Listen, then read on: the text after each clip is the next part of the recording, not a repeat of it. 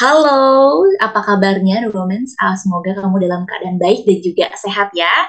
Tentunya kembali lagi bersama saya Risma Divi selaku host dari The Womanpreneur Talk kali ini, yang mana The Womanpreneur Talk ini adalah sebuah talk show yang menghadirkan para perempuan-perempuan hebat di luar sana untuk berbagi cerita mereka, berbagi juga terkait bagaimana mereka membangun bisnis yang tentunya bisa menginspirasi bagi perempuan-perempuan di luar sana, buat kamu mungkin yang ingin bangun bisnis ataupun perempuan yang butuh inspirasi untuk bisa bangkit kembali tentunya.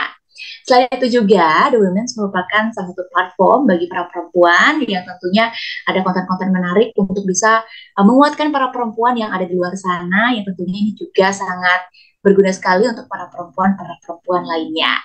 Spesial kali ini seperti biasa, di Womenpreneur Talk saya akan ditemani ngobrol bersama dengan narasumber kita pada hari ini tentunya, tapi sebelum itu saya akan membacakan sedikit profil dari narasumber kita di hari ini yang pastinya bisa menginspirasi untuk kamu perempuan yang ada di luar sana.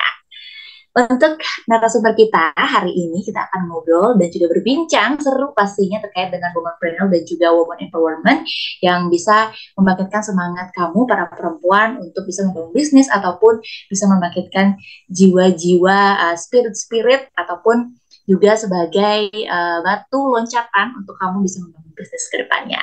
Oke, jadi kita akan ngobrol bersama dengan Netanya Eleanor yang sering disapa Netanya ya, merupakan lulusan ekonomi di University of Birmingham UK. Sebelumnya, ia juga pernah menjadi President of Indonesian Society in Birmingham dan sebelumnya juga ia berkedudukan ataupun berprofesi sebagai Head of Marketing pada saat itu. Nah, selain itu juga ia pernah magang di Bank Indonesia London Branch ya. Dan akhirnya setelah lulus kuliah, ia memutuskan untuk kembali berkarir ke Indonesia menjadi market research di Kantar World Panel dan memang pengalamannya sebagai market research dan tentunya memberikan nasihat-nasihat kepada klien untuk bisa membangun sebuah bisnis dan akhirnya ia bersama dengan temannya membangun sebuah brand yang bernama Coffee yang merupakan brand swimwear dan juga resortwear. Nah, untuk mengetahui bagaimana akhirnya dari kuliah hingga juga membangun sebuah brand yang memiliki pengalaman sebagai market research, langsung saja kita akan berbincang dengan Tanya. Halo Tanya. Thank you for the introduction, Karisma. Thank you. How are you today? I'm good. How are you, Kak? Good juga ya. Semoga dalam keadaan sehat. Apalagi di bulan Desember ini sebentar lagi kita akan ganti bulan ya tanyanya dan kita harapkan semua dalam keadaan sehat pastinya. Amin, amin. Katanya saat ini lagi di mana nih? Aku lagi di Bali, actually sekarang. Jadi, aku baru launch brand aku, Coffee itu 2 minggu yang lalu kan ya, 2-3 minggu yang lalu. Dan kebetulan banget kita di offer offline bazar di Bali. Jadi, kita sekarang lagi ngurusin bazar kita di Nusa Dua, Bali. Wah, pas banget ya. Langsung ada bazar dan juga bisa langsung memperkenalkan produk dari Coffee itu sendiri Tanya ya. Nah, dari background-nya Tanya nih, kita langsung ngobrol ke detail-detailnya juga nih pastinya pada The Women's bakal penasaran banget nih gimana nih awalnya membangun sebuah brand yang awalnya itu juga sebagai market research di sebuah kantor swasta dan akhirnya bisa untuk membangun sebuah brand. Nah, mungkin dari Tanya kan tadi sempat aku mention bahwasannya lulusan di UK, kemudian juga SMA-nya juga di German High School ya, kalau nggak salah tanya ya. Betul sekali. Dan tentunya studi di luar negeri nih kan juga para perempuan-perempuan di luar sana ataupun yang udah perempuan yang sudah memiliki anak ingin misalkan untuk anak itu di luar negeri gitu karena dari pengalaman tanya sendiri gitu ada nggak sih culture shock ataupun hal yang menurut aku kayaknya beda banget di negeri aku gitu ya yang membuat itu malah menjadi pelajaran bagi tanya sendiri dalam hal pendidikan dan juga kebudayaan. Ini bisa di sharing tanya. Sebenarnya kalau culture shock pas kuliah di luar itu aku nggak terlalu ngalamin ya. Mungkin karena aku dari kecil sampai lulus SMA itu di sekolah yang budayanya itu budaya barat. Jadi pas aku pindah ke Inggris buat sekolah, aku mungkin udah ini kali ya, udah beradaptasi dari kecil. Jadi nggak pernah ngalamin culture shock gimana-gimana sih. Tapi justru malahan aku tuh ngerasain culture shock pas aku udah pulang dari Inggris, pas aku udah mulai kerja di Jakarta. Itu aku lumayan ngerasa ada perbedaan kultur sih. Tapi nothing major, nothing major. It's just aku ngerasa um, cara gaul orang di sini tuh beda. nggak cuma cara gaul, tapi aku ngerasa juga mungkin yang paling profound adalah pada saat aku ngeliat kalau misalnya kayak orang-orang sepantaran aku, even people in general here in Indonesia, itu mereka sangat memiliki respect yang sangat tinggi untuk atasannya. Whether that be atasannya dalam hal pekerjaan, atau guru, atau orang tua. Dan kalau misalnya aku ulur balik waktu, kayak aku ngerasa dulu dulu tuh pas aku sekolah dan kuliah, semua orang tuh menganggap dirinya itu on the same level. Jadi kita tuh sering bertukar opini dan kita tuh nggak takut untuk berdiskusi dengan orang um, yang levelnya itu di atas kita atau senior kita gitu. Mungkin itu sih yang aku notice paling perubahan yang paling besar di sini. Oke, terbiasa di dalam kuliah juga terbiasa mengemukakan pendapat ya. Jadi kayak terbuka juga, misalkan ada senior ya, memang kita walaupun kita junior, kita juga bisa untuk apa ya, memberikan pendapat yang lebih gitu ya. Jadi nggak takut ya, Rina, ya. Nah, kalau misalkan dipetik 3 nilai yang sampai sekarang Tanya lakukan di tempat kerja juga dengan kuliah di luar negeri, apa sih Tanya yang benar-benar jadi nilai banget di dunia kerja tuh apa sih di selama berkuliah? I think kalau selama berkuliah dan bekerja, nilai yang aku bisa petik itu pertama, jangan takut untuk beropini. Kayak jangan takut salah gitu loh. Kayak I think anything that you have to say has to be said gitu loh. Benar-benar jangan takut untuk melakukan kesalahan sama sekali. Terus kedua, I think the easiness of making friends. Kayak mau di kuliah atau tempat pekerjaan, di new environment itu penting banget untuk bisa berbaur dengan orang-orang sekitar kita. And to make new friends wherever you are, to make new connections. Terus mungkin yang ketiga, is to have fun along the way sih. Walaupun pasti selalu, kalau misalnya kita kerja atau kuliah, pasti kita selalu adalah yang namanya um, susahan gitu. There's always going to be some challenge along the way. And jangan ngelihat itu sebagai beban sih. I think it's important that we see it as a stepping stone to outgrow our past self. Itu sih yang aku bisa bilang. Wah, jadi itu bisa dikembangkan lagi dan sebenarnya bisa baik lagi juga di dunia kerja ya, ataupun nanti para perempuan di luar sana yang membangun bisnis yang tentunya jangan takut salah ya. Kadang kalau itu orang Indonesia tuh kayak nggak enakan gitu ya sistemnya. Yeah. Tanyanya kan ngomong apa, jangan takut dia tersinggung, takut dia baper gitu kan. Yang Atau kedua, sungkan gitu kan. ya benar. Dan sesamanya juga adalah making friends gitu, making a lot friends. Jadi jangan takut berteman sama siapa aja ya. Kalau memang negatif ya dijauhkan gitu ya. Tapi kalau misalkan positif ya diambil hikmahnya. Siapa tahu itu bisa menjadi koneksi kita ke depannya.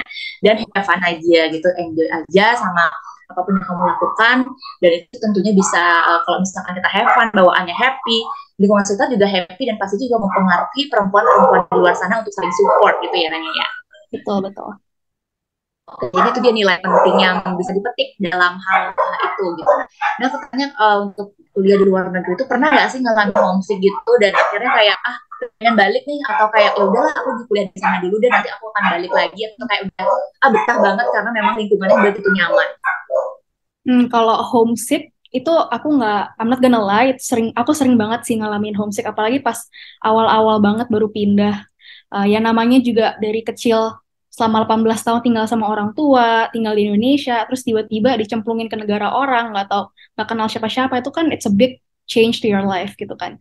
Suddenly you don't have the friends that you usually see, you don't have your parents anymore, you don't have your siblings anymore. Jadi adalah rasa kangen sama rumah tuh ada. Tapi I think it comes back again, kayak biasanya aku pribadi ya kalau ngerasa homesick itu aku cuma ini sih, I just felt like aku ngerasa aku nggak nyaman sama lingkungan baru aku. Jadi what I did to combat that homesickness is ya to make the new country I'm living in my second home gitu loh. Ya dengan cara berteman lagi dengan orang baru dan to find that crowd again. But I think most importantly yang aku pelajari itu um, is to really learn how to be with yourself. Itu sih. Kayak kadang tuh kalau homesick kan kita ngerasa lonely gitu kan ya.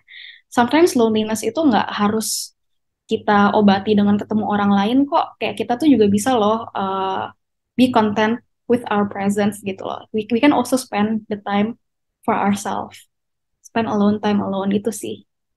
Oke, jadi walaupun ya memang sih pasti merasa aja ya kangen rumah dan lain sebagainya, tapi bagaimana kita bisa mengatasi itu yang mungkin kan kalau misalkan di bayangan kita sendiri banget kayaknya nggak bisa ketemu siapa-siapa, kayaknya aku bakal kesusahan dan lain sebagainya, tapi tadi dari pandangannya Tanya sendiri kalau misalkan masa sendiri itu ya gunakanlah waktumu untuk bisa mencintai diri kamu dengan cara ya memang me time gitu kan Tanya. Kalau misalkan me time versinya Tanya apa sih? Boleh tahu nggak? Hmm. Jadi aku tuh dari dulu sebenarnya orangnya lumayan ekstrovert. Kayak aku selalu suka banget kayak dikelilingi sama orang, pergi-pergi sama temen.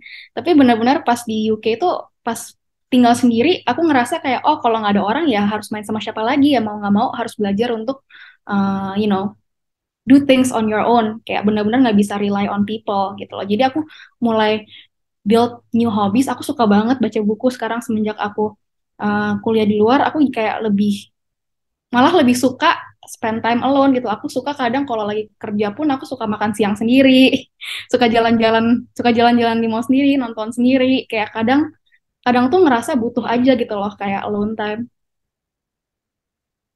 Nggak harus bareng-bareng, harus rame-rame, tapi kita butuh juga untuk bisa bisa sama diri kita sendiri untuk bisa mengetahui diri kita sendiri tuh kalau lagi marah tuh harusnya kita gimana sih mengatasi emosi gitu ya, merendahkan emosi juga, terus juga Iya, membuat kita bahagia tuh versi kita tuh seperti apa, karena yang tahu diri kita sendiri tuh kan diri kita sendiri juga gitu kan ya Tanya ya. benar. Nah mungkin karena aku juga ada teman nih Tanya yang memang merantau kayak paling contohnya yang deket-deket sih dari Bali, misalkan ada yang ke Jakarta dan akhirnya dia memang merantau sendiri di sana gitu, dan kadang kayak dia sharing juga kadang kayak emang karena nggak ada siapa-siapa jadi kayak kadang bosan dan lain sebagainya. Nah kalau dari Tanya sendiri gimana sih cara untuk mengatasi rasa kebosanan itu yang malah jadinya nggak produktif karena awalnya pindah ke sana pengennya produktif malah jadinya kayak kayak nggak produktif karena dia sendiri, karena apa-apa tuh ya sendiri gitu. Dari Tanya sendiri ada nggak sih? Kalau rasa bosen pas sendiri tuh sering banget, sering kali terjadi banget sama aku.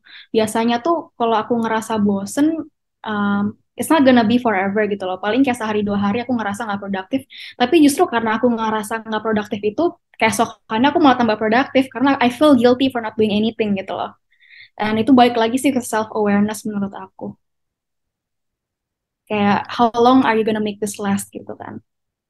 Jadi self awareness-nya juga harus diperhatikan ya. Dan ini juga tadi kalau misalkan Tanya mention sedikit kan, kalau misalkan Tanya sendiri malah baca buku, terus juga memanfaatkan waktu yang sebaik-baik mungkin, jangan sampai akhirnya karena kamu sendiri itu bikin nggak produktif dan akhirnya bikin mager dan kegiatan kamu tuh malah nggak jadi nantinya gitu Mm-mm. ya.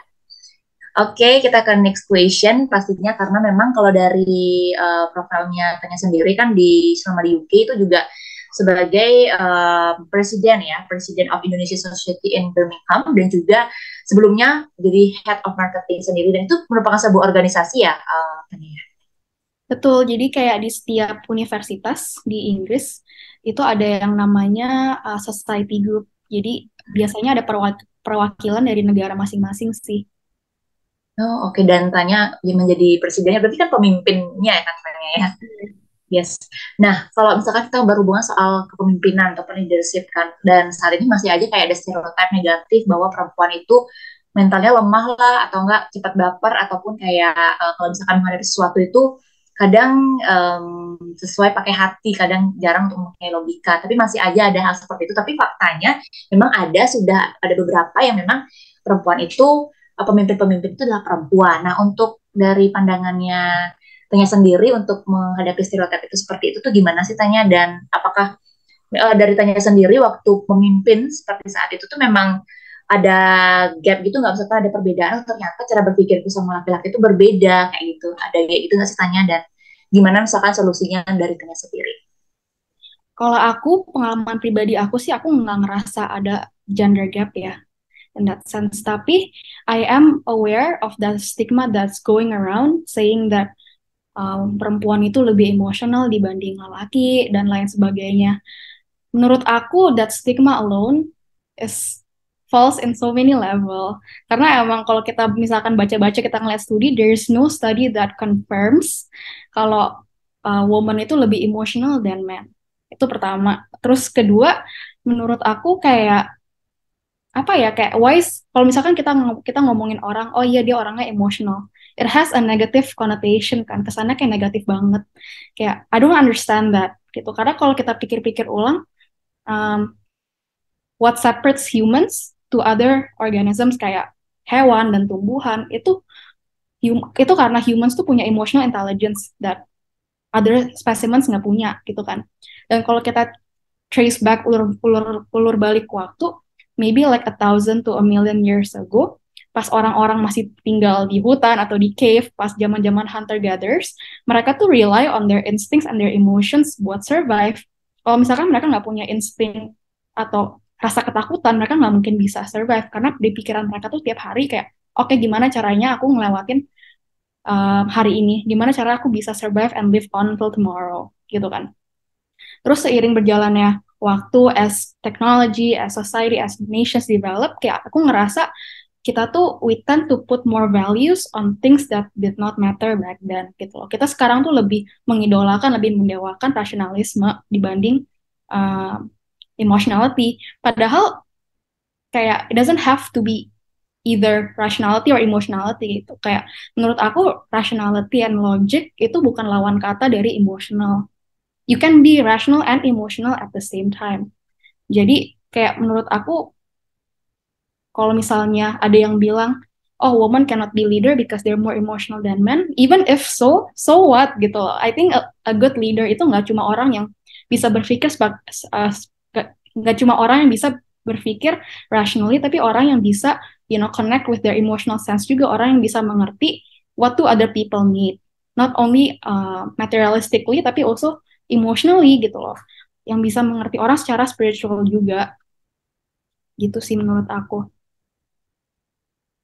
Bisa dipatahkan ya terkait dengan ya memang orang-orang masih aja stereotip negatif terkait dengan para perempuan di luar sana, karena kan aspek menjadi seorang leader itu kan banyak, cuma kita soal berpikir aja, tapi bagaimana kita juga bisa mengelit teman-teman kita yang di bawah kita. Dan tentunya tadi ya sempat ditanya mention adalah berpikir rasional, apalagi di era digital ini tentu udah para perempuan juga udah pada canggih-canggih ya untuk bisa menggunakan digital, dunia digital itu sendiri, sehingga dia bisa berpikir rasional seperti itu ya Tanya ya, yang Iya. bisa kita ambil tentunya pastinya. Oke.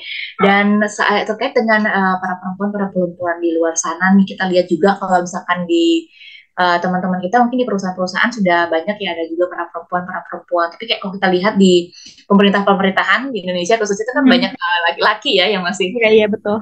masih dominan, dia memang kelihatan lebih berkarisma atau lain sebagainya, mungkin pertimbangannya, dan memang lebih memang kandidatnya memang lebih laki-laki yang mungkin yang lebih bagus dalam hal kepemimpinan. Tapi kalau misalkan aku lihat kalau di teman-temanku sendiri, malah di pekerjaan-pekerjaan itu para leadernya itu adalah para perempuan gitu. Jadi enggak jadi kayak seimbang, nggak cuma perempuan laki-laki, tapi mereka memiliki hal yang sama dalam hal pemikiran, tapi memang konteksnya di bidang mana mereka lebih bagus, ataupun di bidang mana yang mereka kuasai, seperti itu. Nah, kita back lagi ke profil dari Tanya sendiri kan, itu bekerja di market research saat ini, kemudian sebelumnya kuliah di UK, dan memang setelah lulus itu sebenarnya ingin memutuskan berkarir ya di UK karena pada waktu itu dan akhirnya pandemi COVID-19.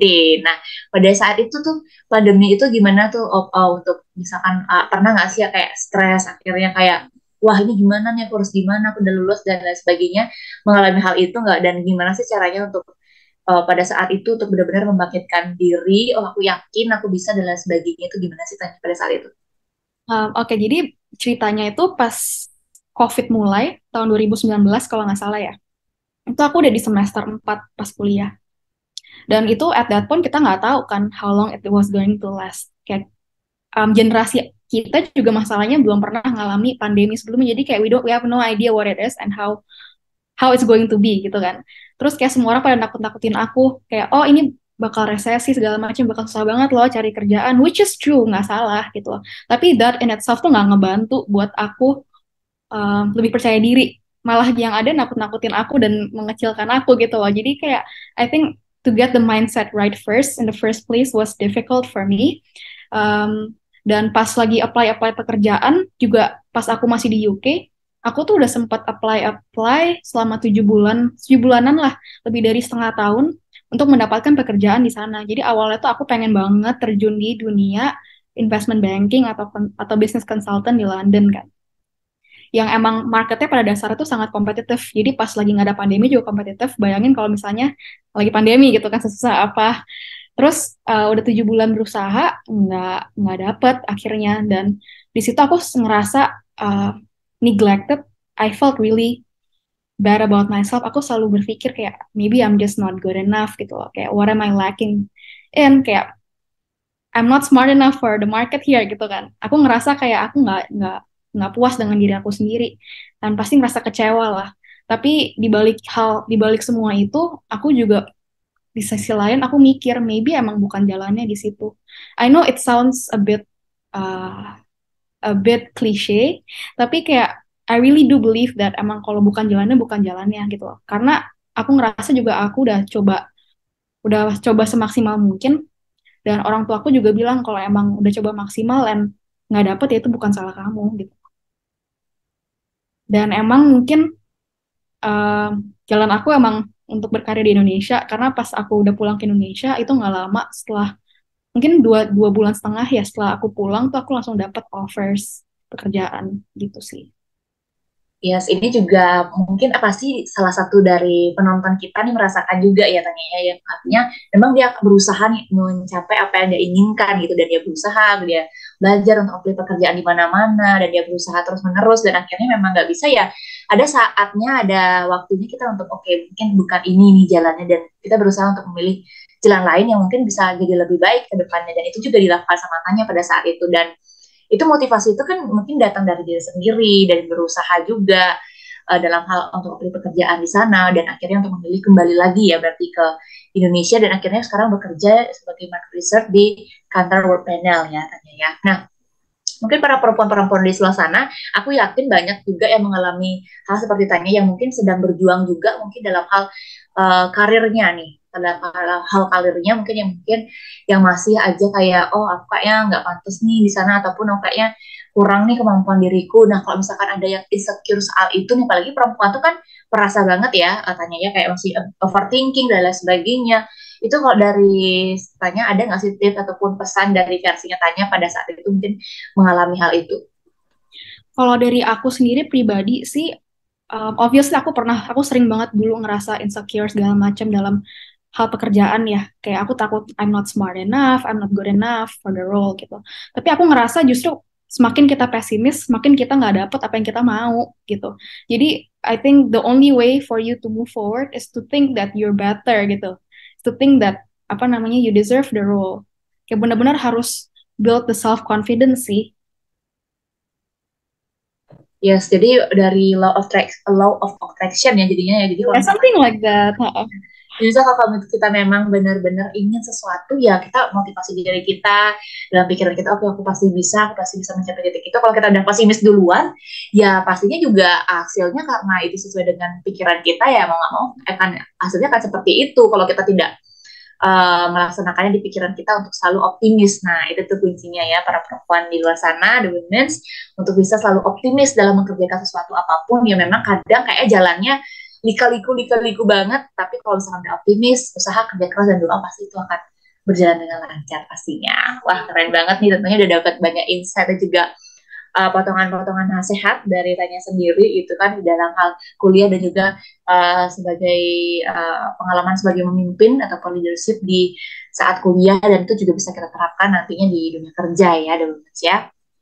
Oke, dan akhirnya kan balik ke Indonesia, dan akhirnya mendapatkan pekerjaan sebagai market research. Dan kenapa sih akhirnya tertarik di situ? Apakah memang menjurus kuliahnya di sana, atau memang kebetulan dapatnya di situ dan memang akhirnya tertarik, atau kayak ya udah situ aja dulu, kita coba nanti kita move lagi ke tempat lain, atau memang dari penyanyi sendiri memang tertarik di bidang itu, dan seberapa penting sih market research itu dalam hal kita membangun sebuah bisnis ditanya?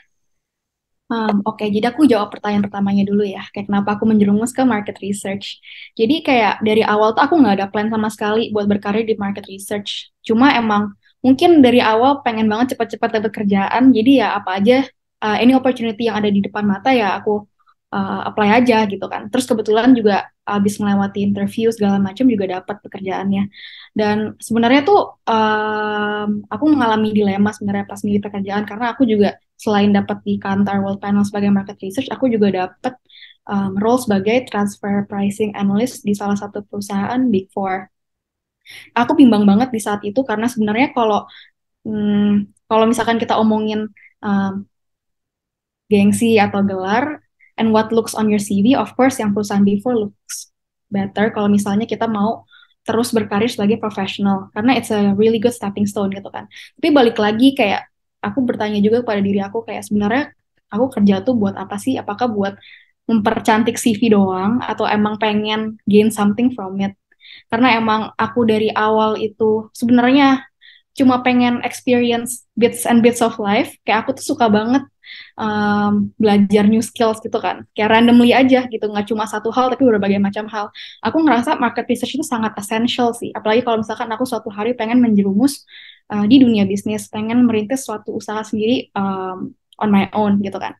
Terus kebetulan juga karena aku belajar ekonomi, emang research itu the essence of economic studies. Jadi ya udah biasa juga ngelakuin research. Jadi it's something I'm familiar with. Tapi at the same time, lots to learn from gitu. Terus kalau ditanya how important market research is terhadap suatu produk, menurut aku itu sangat-sangat penting. Jadi kalau misalkan kita mau membuat suatu produk dan menjual suatu produk, kita maunya produk kita itu dibeli dengan orang dong. Dan market research itu role di sini adalah lebih mengerti lagi gimana caranya produk kita itu um, bisa penetrate ke target konsumen kita dengan cara mengerti konsumen kita tuh di market siapa sih orangnya, latar belakangnya seperti apa sih, terus mereka tuh sukanya belinya apa sih, kebutuhan mereka tuh apa, spending power mereka tuh apa, dan dengan mengerti spending behavior mereka, profile mereka, kita bisa mendevelop produk yang sesuai dengan uh, kebutuhan mereka gitu. Oke, yes, I see ya. Jadi dari awal berarti dari tanya sendiri ketika lulus dapat pekerjaan sebagai market research dan dapat dua kesempatan opportunity gitu dan akhirnya memilih sebagai market research sendiri dan aku salut banget sama poinnya tanya saat mengeksplor new skill itu sih. Jadi kan kita kayak misalkan masih muda dalam hal itu mungkin para perempuan di luar sana merasakan ya oke, kalau aku milih ini takutnya kayak terlalu banyak aktivitas jadi aku kayak padat banget nggak bisa ekspor kegiatan lain dan akhirnya tanya memutuskan untuk bisa memperbarui skill-skill baru yang tentunya bisa untuk saat ini bisa membangun brand ya tanyanya karena pengalaman itu sendiri kan jadi pentingnya itu para perempuan di luar sana ya the women yang kamu menonton saat ini untuk pentingnya kita selalu berusaha untuk mencoba asah skill baru kita siapa tahu itu bisa menjadi peluang baru juga untuk kita. Nah terkait juga market research itu sendiri begitu pentingnya karena dari situ kita bisa nge-research target pasar kita seperti apa, mengetahui bagaimana sikap mereka dalam dalam hal membeli suatu barang itu juga perlu diperhatikan sebelum kita nantinya membangun sebuah brand. Nah tanya dalam hal kita membangun sebuah brand itu kan banyak nih para woman trainer mungkin yang baru merintis khususnya kayak rintisan UMKM dan lain sebagainya kayak asal aja mereka langsung mendirikan bisnis tanpa tahu siapa sih target marketnya mereka gitu dan ya misalkan mereka menjual sebuah sepatu nih contohnya oke sebuah sepatu mereka udah jadi tapi kayak bingung sepatunya itu apakah untuk remaja untuk dewasa atau gimana nah kalau itu sudah terjadi apakah kemungkinan mereka akan kayak ya udah kayaknya bisa aja nih untuk semua kalangan atau kayak harus diubah strategi marketingnya lagi biasanya tanya kalau ada klien seperti itu atau kayak dari tanya sendiri merasakan hal itu atau gitu. I think menurut aku kalau misalnya kita membangun suatu produk atau suatu brand dengan tanpa adanya research itu ini sih it's a huge gamble, it's a huge risk that we're willing to take. Market research sendiri tuh setahu aku emang baru-baru ini kayak mungkin kayak 30-40 tahun yang lalu it's not as relevant as it is now. Karena mungkin ya kita sekarang teknologi udah makin berkembang, we can store more data and everything, right? Jadi sebenarnya kalau dibilang salah atau enggak, it's hard to say.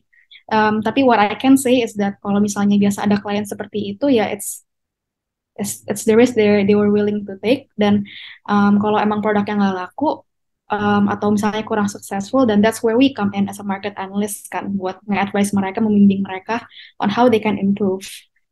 Yes, mereka untuk bisa improve lagi, untuk meningkatkan lagi bagaimana sih harusnya yang diperbaiki yang sebenarnya gitu ya tadi ya. Iya.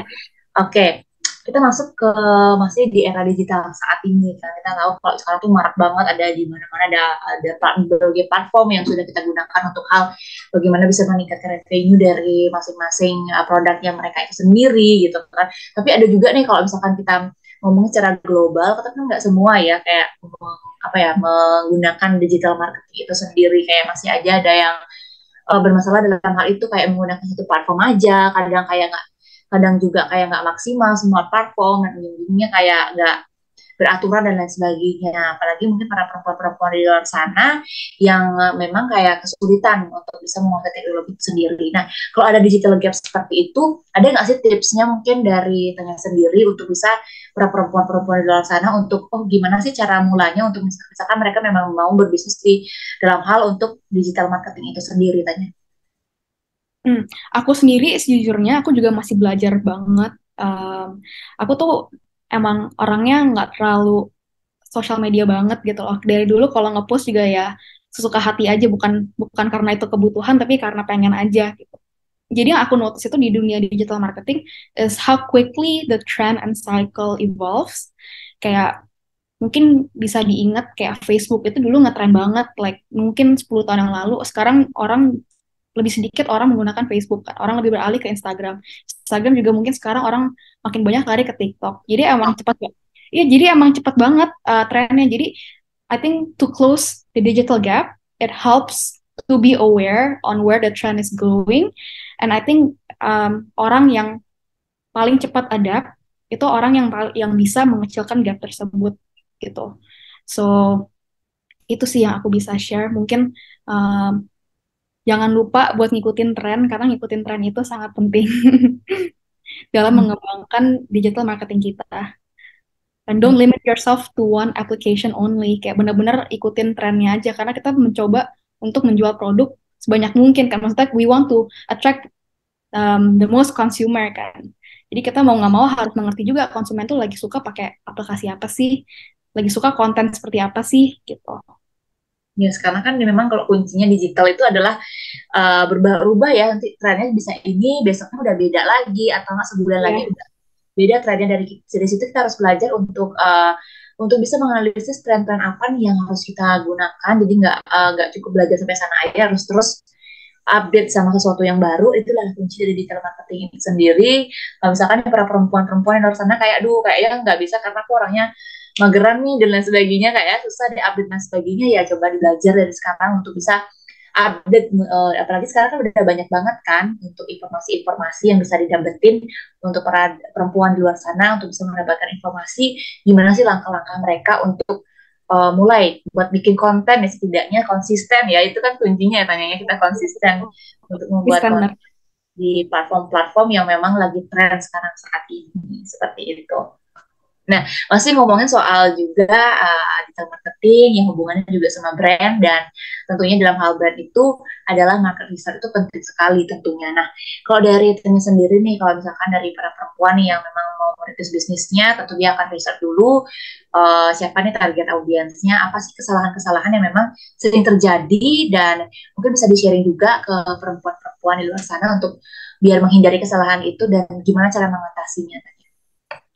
Um, Sebenarnya menurut aku kesalahan-kesalahan yang sering terjadi nggak cuma among woman entrepreneur, tapi entrepreneur secara general itu adalah thinking that what you think is the right thing. Jadi contohnya nih, misalnya kayak aku jualan baju, aku bikin baju gitu kan.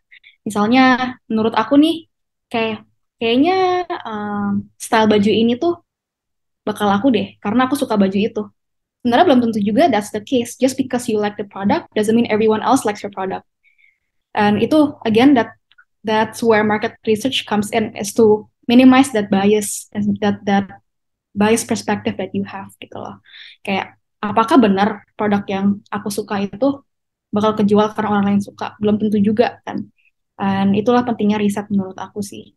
Kayak don't ever think that what you think is right. Kayak kita harus keep an open mind sih.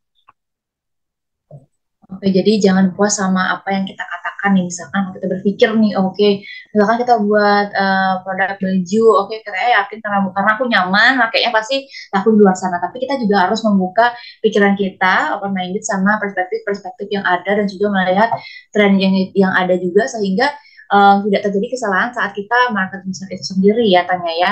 Dan juga nih kalau misalkan kita mau ngeriset pasar tuh apa sih langkah-langkah yang step pertama nih yang harus kita lakukan? Oke, apakah kita langsung tanya ke orang terdekat kita atau kayak misalkan kita buat survei di polling di Instagram atau gimana biasanya kalau dari Tanya sendiri untuk sharing tipsnya terkait dengan kita tahu di target pasar kita.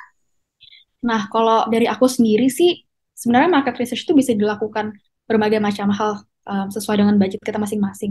Tapi kalau emang mau yang mulai dari paling standar, paling gampang, ya kita tanya orang-orang terdekat kita. Biasanya aku pribadi sih, aku suka nanya-nanya teman-teman cewek aku kayak, kalian tuh sebenarnya kalau lagi nyari baju renang, sukanya yang modelnya seperti apa sih? Apakah sukanya yang high waist atau yang low waist? Atau sukanya yang one piece atau yang bikini? Benar-benar kayak tanya aja orang terdekat kita, mereka kan juga nggak mungkin ngasih opini yang menurut mereka itu bukan opini mereka gitu kan, pasti they're gonna tell you the truth juga gitu loh. Atau kalau mau gampangnya juga, because we live in a world where we're so connected with everyone through social media, bisa juga kita taruh Instagram polling, atau kan kadang ada juga tuh yang apa namanya, Instagram chat box, apa question box ya, dari situ kita bisa ngumpulin opini-opini orang juga gitu. Quick survey aja sih sebenarnya, kayak just to see how the market is. Tanya ke teman-teman terdekat kita, terus juga baca-baca juga terkait dengan kompetitor-kompetitor kita itu juga menjadi salah satu cara untuk bisa kita menentukan market research kita seperti apa ya, yang pasti itu juga membantu kita dalam hal membangun sebuah bisnis tentunya. Nah, kita udah masuk ke ngomongin bisnis sim, bisnis yang tentunya lagi digeluti sama Tanya sendiri dan juga sudah launching juga beberapa bulan yang lalu, jadi coffee swimwear dan juga reservewear itu sendiri. Nah, awal mulanya tuh gimana sih akhirnya membangun produk itu sendiri dan memang dari mana nih perlu melihat peluang bisnisnya sehingga oke kayaknya kita buat produk ini tuh bakalan ini dan lain sebagainya gitu dan apa sih ternyata tantangan yang dihadapi saat ini juga tanya. Oke, jadi asal muasalnya aku mau membangun Kove itu sebenarnya dari kebutuhan aku sendiri sih. Aku ngerasa selama aku di Jakarta kayak mau nyari pakaian renang yang menurut aku trendy atau nyaman dipakai atau enak dilihat itu sebenarnya sangat limited, sangat terbatas gitu opsinya. Kayak biasanya um, kalau aku pribadi mau nyari baju renang, opsi-opsinya ya brand-brand luar gitu yang ada di mall. Dan kalau ada brand lokal pun cuma ada satu atau dua atau tiga bahkan yang kayak ada yang available di market gitu kan. Dari situ aku baru mikir kayak apakah ini peluang bisnis yang bagus gitu kan. Terus dari situ aku baru mulai berpikir, aku mulai riset-riset tentang kompetitor kita. Aku ngelihat kayak, oh, they're actually selling pretty well gitu loh. Dan pricing mereka tuh bukan bukan yang murah juga gitu. Mereka lumayan mengikuti standar pricing international brands. Jadi aku ngerasa, oh, kalau misalkan aku terjun di dunia fashion apparel ini, especially in swimwear, I think competitionnya tuh masih belum saturated gitu loh. Masih banyak peluang yang bisa dieksplor. Dari situ sih aku mulai berpikiran untuk maju dan membuat uh, brand baju renang sendiri.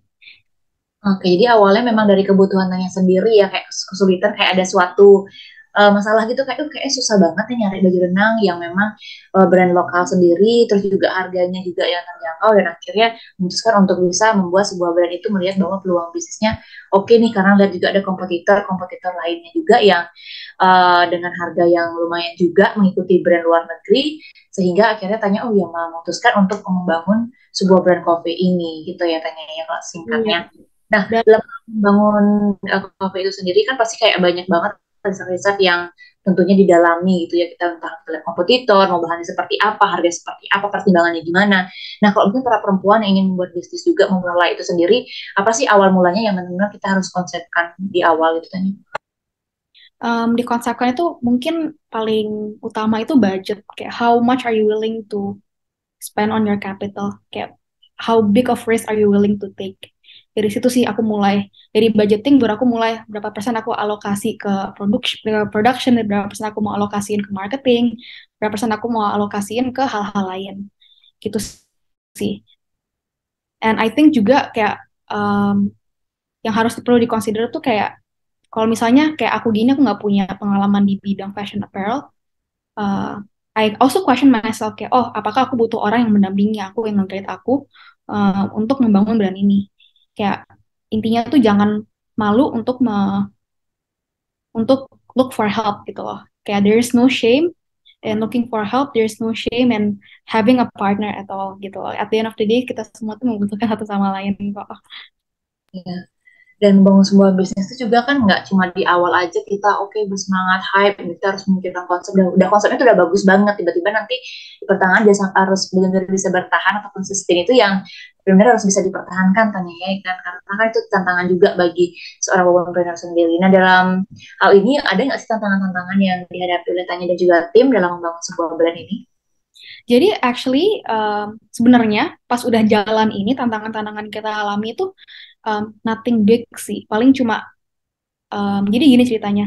Jadi asal muasal COVID itu ya karena kita ngeliat keterbatasan swimwear di Jakarta. Kebanyakan swimwear itu di Bali kan yang lokal pun.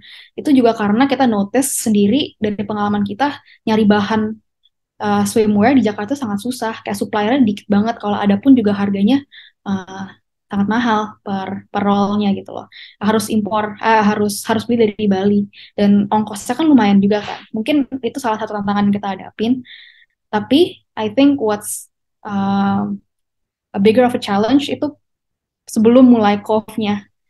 Kayak aku berapa kali maju mundur uh, berpikir kayak should I do it, should I not do it, should I do it, should I not do it. Karena rasa takut. Aku ngerasa takut kayak what if I do it and I fail. Kayak aku takut aja gitu. I'm scared of failure. Itu sih mungkin yang masalah terbesar yang aku hadapi. Ya, ini juga aku sih yakin sih para perempuan-perempuan di luar sana yang memang mau mulai berbisnis itu juga pasti langkah awalnya kayak ih takut-takut tuh banyak hal ya tanyanya takut entah kayak gagal gimana ya takut entah kayak memulai itu kayaknya agak bisa konsisten atau gimana dan masih banyak lagi ketakutan-ketakutan yang mungkin dialami para perempuan-perempuan di luar sana yang merasakan apa yang Tanya rasakan dan akhirnya memutuskan oke, udah launching kan akhirnya Tanya ya dan akhirnya untuk bisa meyakinkan itu sendiri apa sih hal-hal yang mungkin Tanya lakukan atau tips yang Tanya lakukan mungkin untuk bisa di-sharing ke the women lainnya untuk bisa berani nih untuk oke, jalanku adalah seperti ini aku harus bisa untuk mematangkan lagi apa yang sudah aku buat seperti itu. Oke, jadi yang aku bisa share itu kadang ya kayak yang Karisma tadi bilang kayak kita tuh sering banget overthinking gitu kan. Kayak hal-hal yang belum terjadi kita sering banget apa namanya think about it to a point yang bikin bikin kepala tuh pusing sendiri gitu kan. Padahal sebenarnya kalau if you think about it, kalau misalnya worst case scenario apa yang kita bangun itu fail, so what gitu loh. Kayak maksud aku kayak kalau fail pun kita masih bisa hidup, kita masih bisa makan, kita masih bisa live your normal life. Jadi kayak just go for it gitu sih. Aku kayak at some point aku capek banget maju mundur. At some point aku ngerasa kayak ya udahlah, let's just take a risk and let's just do it gitu. Jadi kuncinya ya stop overthinking and just do it itu sih. Just be brave enough to take that risk gitu loh. Karena I think it's better that you do it. And kalau gagal pun ya udah gagal, at least you learn from it dibanding kita nggak ngapa-ngapain, kita nggak end up doing it gitu. I think that's a big loss karena menurut aku nggak ada rasa yang paling ngeselin dibanding rasa rasa guilt gitu. Rasa guiltiness itu kayak sesuatu yang sangat nyengat buat aku sih. Kayak aku nggak suka banget ngerasa kayak oh I should have done that, I should have done this gitu loh. Lebih baik kita mencoba ya Tanya daripada kita penasaran terus sama tentang atau hasilnya entah berhasil ataupun gagal seperti yang Tanya sampaikan kalau misalkan Tanya kita misalkan kita gagal pun kita masih bisa hidup kita masih bisa tahu nih kita masih bisa belajar lagi terhadap dengan kegagalan itu sendiri untuk bisa kita lebih maju lagi gitu ke depannya dalam hal kita sebagai pengusaha kan tentunya berani dan lain bisa mengambil risiko itu adalah sudah harus ada dalam diri seorang womanpreneur pastinya untuk para perempuan-perempuan yang ada di luar sana seperti itu. Dan akhirnya membangunlah Coffee Swimwear ini sehingga juga udah launching bersama dengan tim dari Tanya sendiri. Nah, itu juga berarti kan membutuhkan berapa lama waktu sih dengan jarak Tanya kerja dengan akhirnya memutuskan bisnis dan memang udah ada pengalaman di market research itu sendiri. Cukup lama untuk jedanya atau memang udah oke, aku rasa aku pengen nih untuk bisa membangun bisnis itu sendiri. Sebenarnya kayak aku tuh orangnya sangat spontan ya. Aku tuh hampir nggak pernah planning long term kayak selama aku kerja di kantor, mungkin aku udah kerja 9 bulan kali ya. Baru aku mulai kepikiran kayak, oh kayaknya aku pengen banget deh actually bikin suatu brand on my own. Kayak aku kan selama aku menjadi market research analyst, aku sering banget kan consult client, advice client on what they should do. I thought it would be interesting kalau misalnya aku di posisi klien aku gitu loh. Not only am I advising, but I'm actually kayak in their shoes gitu. Terus juga aku penasaran juga sih kayak sebenarnya challenge yang dihadapi seorang brand owner itu apa sih sebenarnya kayak it's just exciting menurut aku to learn something new. Jadi kita langsung praktek ya jadi kita langsung praktek ketika misalkan ada klien yang memiliki masalah itu, oke, kita bisa memberikan solusi yang benar-benar lebih solutif lagi karena kita memang udah merasakan ya apa yang Ya, iya. kendala yang dihadapi saat kita membangun brand itu, dan tentunya bisa memberikan solusi yang benar-benar bisa untuk para mereka para woman-planner ataupun entrepreneur lainnya, untuk bisa ternyata kesalahan di sini ke sini karena memang dari tanya sendiri udah merasakan itu terlebih dahulu mungkin kan untuk bisa di-sharing ke klien-klien dari Tanya sendiri. Dan aku sukanya juga Tanya tuh kayak kalau misalkan orang-orang tuh kayak berpikir kan jangka panjang, tahun ini aku ini. Jadi kalau Tanya sendiri adalah tipenya ya memang spontan aja. Kalau misalkan udah kayak pengen nih akhirnya dibuat, dan akhirnya kalau misalkan istilah Indonesia kan satset gitu ya namanya ya. Soalnya kayak aku sendiri mungkin emang setiap orang juga beda-beda ya. Kayak mungkin ada orang yang emang sukanya planning long term. Aku sendiri nggak bisa karena kalau aku ngerasa kalau aku planning long term malah kebanyakan tuh nggak achievable gitu loh. Jadi Ya. pas kepikiran ya lakuin aja gitu loh. Sesuaikan aja ya sama kebutuhan juga kan, ngelihat sama kebutuhan, ngelihat juga sama situasi dan kondisi saat kita sekarang. Kalau memang nggak memungkinkan, tunda dulu, mungkin kita bisa buat planning yang lebih matang lagi supaya biasanya juga lebih matang lagi gitu. Berarti untuk target pasarnya dari kafe ini adalah biasanya di Jakarta kah, atau memang bisa di mana aja dan untuk usia berapa aja tuh? Jadi kita warehouse-nya di Tangerang karena aku sama partner aku tinggal di Tangerang juga kan. Target kita tuh emang sebenarnya Jabodetabek sih. Jabodetabek, terus woman age maybe 17 sampai 35 tahun, 35 tahun. Terus emang kita price wise kita mainnya di mid, mungkin around 300 sampai 600 ribuan. Gitu. Jadi karena memang ngelihat juga dari masalah yang Tanya hadapi ya, kesulitan untuk bisa mencari swimwear yang ada di Jabodetabek, dan akhirnya memang target marketnya ya untuk di Jabodetabek itu sendiri disesuaikan juga sama kondisi saat ini gitu kan. Dan kalau misalkan di Bali kan udah banyak banget ya tanyanya, apalagi kan Bali tuh kenal sama Pantai Kuta, kan sama pantai-pantai, memang maksudnya banyak banget kompetitor yang menjual itu gitu. Jadi bisa dijadikan peluang lagi ataupun dikombinasikan lagi mungkin para woman yang mungkin ingin membuat sebuah bisnis pastinya. Iya, dan aku juga ngerasa mungkin karena aku base-nya dan targetnya itu di Jabodetabek, bukan di Bali. Kan kita kan di Jabodetabek tuh nggak ada yang namanya pantai kan. Kalau ada pun juga bukan yang kayak Bali yang banyak orang berenang apa segala macam. Jadi kita juga realize, oh Cove itu nggak bisa loh cuma jualan swimwear. Karena kalau kita jualan cuma swimwear ya siapa juga yang bakal beli setiap hari gitu kan. Karena emang nggak ada kebutuhannya di Jabodetabek. Jadi dari situ kita juga mulai berpikir should we make resort wear juga? Jadi kita juga produksi resort wear. Resort wear itu kata lain dari women's wear, tapi bisa dipakai secara casual dan bisa juga dipakai kalau misalnya mau dipakai buat vacation di pantai. Jadi misalnya kemeja-kemeja tipis atau rok-rok linen yang panjang-panjang.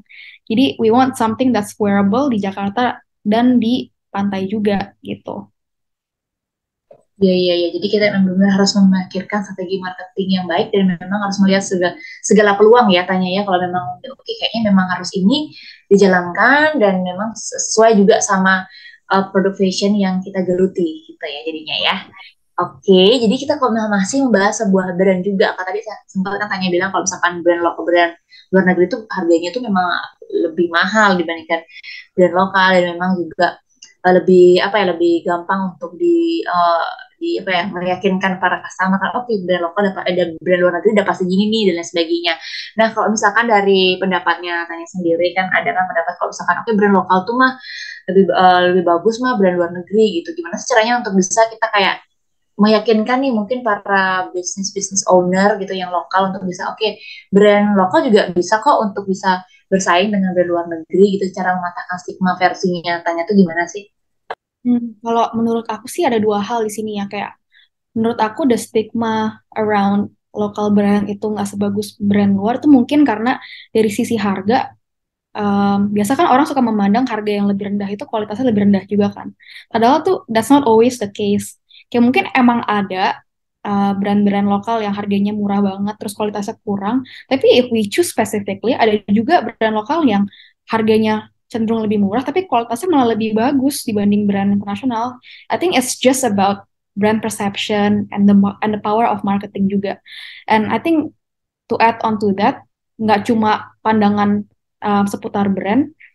I think orang kita, nggak cuma orang Indonesia, tapi orang Asia in general, kita tuh suka banget memandang orang-orang Barat, orang-orang Western tuh lebih superior dibanding kita in all aspect of life gitu loh. Nggak cuma dalam membuat brand, tapi kayak as an individual person juga mereka tuh lebih mendewakan orang Barat gitu loh. I think that misconception and that stigma itu has to be broken in the first place dulu gitu loh before we fix that local brand versus international brand itu sih.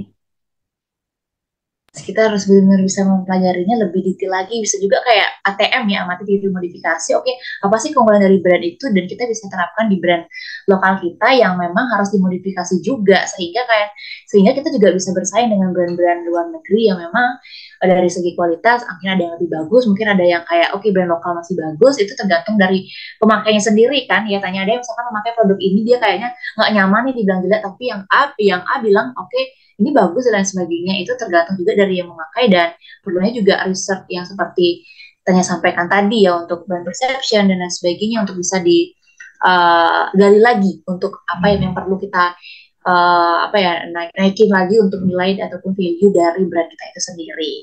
Nah ngomongin soal brand apalagi fashion katanya ya, itu tuh orang kaitannya sama yang memakai. Kadang yang memakai pun pengen nih pakai baju yang terbuka ataupun baju yang crop gitu kan, agak malu insecure sama bentuk tubuhnya yang mungkin agak berisi atau yang agak agak kurus dan lain sebagainya, itu kan dan bisa juga mematahkan nilai kepercayaan diri ataupun timbullah nilai insecure gitu ya, insecure dalam hal kepercayaan diri. Nah kalau dari Tanya sendiri gimana sih untuk pendapat itu dan caranya untuk bisa meningkatkan kepercayaan diri biar mereka contoh simpelnya aja mereka bisa percaya diri sama baju yang mereka pakai itu gimana sih Tanya? Hmm. Iya, jadi sebenarnya tuh semenjak aku jualan baju renang tuh aku sering banget denger kata-kata dari customer aku kayak um, celana ini nutupin perut aku nggak ya, kayak things like that. Terus sebenarnya buat aku bertanya kayak kenapa ya orang-orang ini sangat insecure sama badannya padahal badannya bagus gitu. And I think di sini tuh digital social media segala macam itu plays a huge factor in insecurities ya. Mungkin karena kita sering banget nge-scroll Instagram, nge-scroll TikTok, and whatnot, kita sering membandingkan diri kita sama orang lain. Kayak we always wish to be someone we're not. We always think that kita tuh nggak secakep atau sepinter atau seapapun itu orang lain gitu. And I think um, what helps is having the growth mindset of kayak kalau misalkan kita ngebanding-bandingin diri kita sama orang lain terus-menerus itu nggak akan ada habis-habisnya. Karena there's always going to be someone better than you, whether you want to admit it or not. Kayak di atas langit selalu ada langit gitu loh. Kayak bener-bener it's never ending cycle. Jadi I think the key for that is ya balik lagi kayak what makes you you gitu loh. Kayak how do you love yourself and what makes you stand out from other people? Kayak what do you want to be? Kayak it really comes back to that question sih menurut aku. Dan juga pengaruh sosial media itu yang buat kita jadi overthinking duluan ya, karena kalau misalkan kita sekarang kan udah erat kaitannya sama media sosial, apa kerjaan itu media sosial dan sebagainya, apalagi kalau misalkan pakai pakaian apa itu di komen, nah jadinya kita lebih insecure. Dan menurut aku sih poinnya adalah kalau dari versi aku untuk bisa kita percaya diri sama pakaian yang kita pakai ya, kalau misalkan itu buat kamu nyaman itu dipakai aja, karena kan itu kita kan yang memakai, dalam arti itu yang buat kita nyaman, itu yang buat kita terlihat lebih cantik ya, ya harus dipakai aja dibandingkan kita harus memperhatikan omongan orang, bisa apalagi kita harus mendengarkan omongan orang yang belum tentu buat kita nyaman gitu katanya ya, dan itu juga Dan dampak. itu sih kayak yang aku mau tambahin juga, kayak kalau biasanya kita tuh ngerasa takut untuk memakai baju tertentu tuh ya karena kita takut orang ngomong apa kan. Kayak no matter what you do, no matter what you wear, pasti selalu ada orang yang berkomentar gitu. Jadi ya pakai aja gitu sih. Ya, apalagi itu kalau misalkan udah nyaman ya udah gitu kan, nggak usah kayak diperdebatkan. Oke, kamu suka yang terbuka, kenapa? Kadang mungkin komen orangnya kayak kamu nggak cocok dan sebagainya, ya balik lagi kita sendiri kan yang memakai itu dan kita yang merasakan sendiri dan itu buat kita bagus gitu kan. Nah, kalau dari tanya sendiri, ada nggak sih kunci self love versi nyatanya untuk kita bisa lebih mencintai diri kita sendiri, untuk nggak malu lagi, lebih percaya diri lagi dalam hal karir, dalam hal penampilan ataupun sebagai perempuan, seperti apa sih Tanya? Kalau aku sendiri sih jujur aku juga masih belajar untuk how to love myself even more every day. Karena ya it's an ongoing learning gak sih? Kayak we're not gonna reach a point where we feel like oh gue udah self love enough. Kayak there's not gonna be that point. It's an ongoing thing that you have to practice every day. Tapi kayak menurut aku ya itu sih emang harus dilakuin aja. You have to keep on practicing it. Itu sih kuncinya. Ya, jadi itu semua benar-benar harus di apa ya, harus dirangkul dan benar-benar harus di apa itu menjadi satu untuk kita bisa belajar self love sama diri kita sendiri pastinya ya. Kayak apa yang kita takutin justru malah kita harus lakuin. Kayak misalkan kita takut nih untuk berpakaian a certain way. If you just do it, kita udah nggak mungkin takut lagi ke depannya gitu loh. Jadi ya, uh, ya gitu. Yes. Just action, just act upon it. Iya, iya. Oke, dan tentunya ini juga bisa menjadi inspirasi ataupun menjadi kesadaran bagi perempuan di luar sana untuk nggak insecure lagi soal bentuk tubuh, soal penampilan, apa yang buat kamu nyaman yang dilakukan, jangan sampai orang lain yang mengatur hidupmu gitu ya.